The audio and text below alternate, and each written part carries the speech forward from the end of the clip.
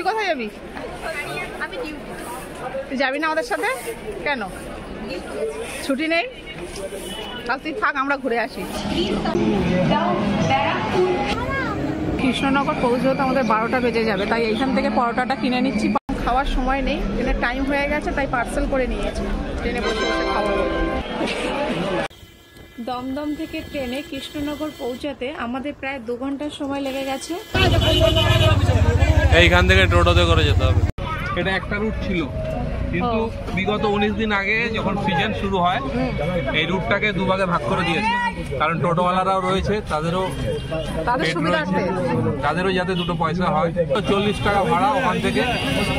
হ্যাঁ, আগে ছিল স্টেশন থেকে পুরো ঘাট পর্যন্ত 40 টাকা ভাড়া, সেইটাকে দুভাগে ভাগ করে 20 আর 15 টাকা করেছে। ওটা পর্যন্ত এসেছি, আমঘাটা পর্যন্ত এসেছি 20 টাকা, আর এখান থেকে এটা 15 টাকা। কৃষ্ণনগর জংশন থেকে এসেছি অটোতে করে আমঘাটা, আর আমঘাটা থেকে টোটোতে করে যাচ্ছি হুলোর ঘাট, তারপরে নদী পেরোতে হবে। মনে কি খুব আনন্দ নাকি না কষ্ট হচ্ছে? চোখ মুখ দেখে মনে হচ্ছে নাকি তোমার আনন্দ হচ্ছে? ও একটু জার্নি করতে কম পারে, আর কি করা যাবে। মুখটা দেখাবে না বলে মুখটা ঘুরিয়ে রেখেছে।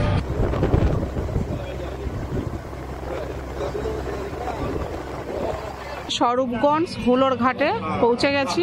টিকিট কেটে তারপরে নদী পার হতে হবে। হচ্ছে টিকিট কাউন্টার, 3 টাকা করে টিকিট। পিছনে একজন ক্যামেরাম্যান দাড়ি ফাড়ি কাটেনি, কেমন দেখাচ্ছে? ওই বোর্ডটা ছেড়ে দিয়েছে, তাই সামনে প্রচুর ভিড়। এখানে অনেক কটা ঘাট, 3-4খানা ঘাট রয়েছে। ওইদিকে একটা ঘাট রয়েছে, এদিকে 2টো ঘাট রয়েছে। বোট এসে গেছে, বোটে ওঠো। পায়ের দিকে দেখে উঠবি।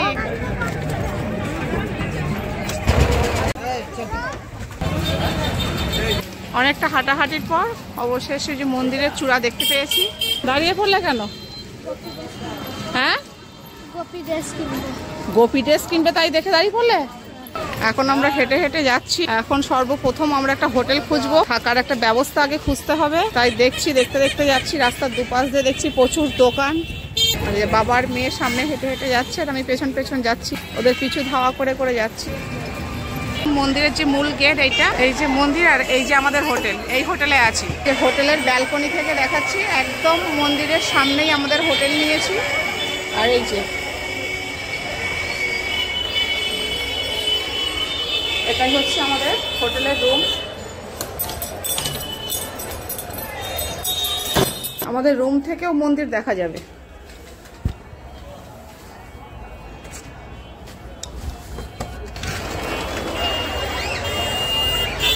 শুয়ে বসে মন্দির দর্শন করা যাবে এই জানলা দিয়ে। আমাদের রুমের ভেতরে 2টো বেড আছে, এই একটা বেড, এই একটা বেড। 2টো জানালা রয়েছে, এই একটা জানালা আর এখানে আরেকটা জানালা। আর এখানে বাথরুম, খুব সুন্দর একটা ব্যালকনি। এই যে আমাদের রুম, এই যে রুমের হচ্ছে জানালা, সব বাজার দোকান।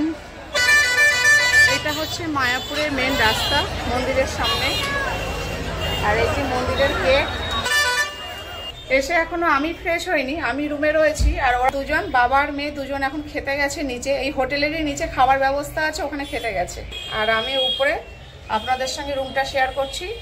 এখানে এসে বুক করেছি হোটেলটা, তবে ভালোই একটা হোটেল পেয়ে গেছি আমরা। হোটেল দেখেছিলাম কালকে রাতে অনেক, কিন্তু সেইভাবে পছন্দ হচ্ছিল না, তাই এখানে এসে একটা হোটেলেই এসে দেখছিলাম, আর সেটাই পছন্দ হয়ে গেছে, আর সেখানেই থেকে গেছে। সোনাই কি খাবে? বিরিয়ানি? এখানে এসেও বিরিয়ানি। এই যে মন্দির, এখন ওখানে খাওয়া দাওয়া হবে। খাবার বিল নিয়ে নিল, স্লিপ। দেখো কোন টেবিলটা ফাঁকা আছে। এটা বাঁধাকপি, এটা পাঁপড় আর বিরিয়ানি। কি হচ্ছে? লোকজন দেখছো? দেখেছো? তুমি কি সেজেছো? Barbie doll. কিরম বারবি ডল সেজেছো? Barbie doll সেজেছো।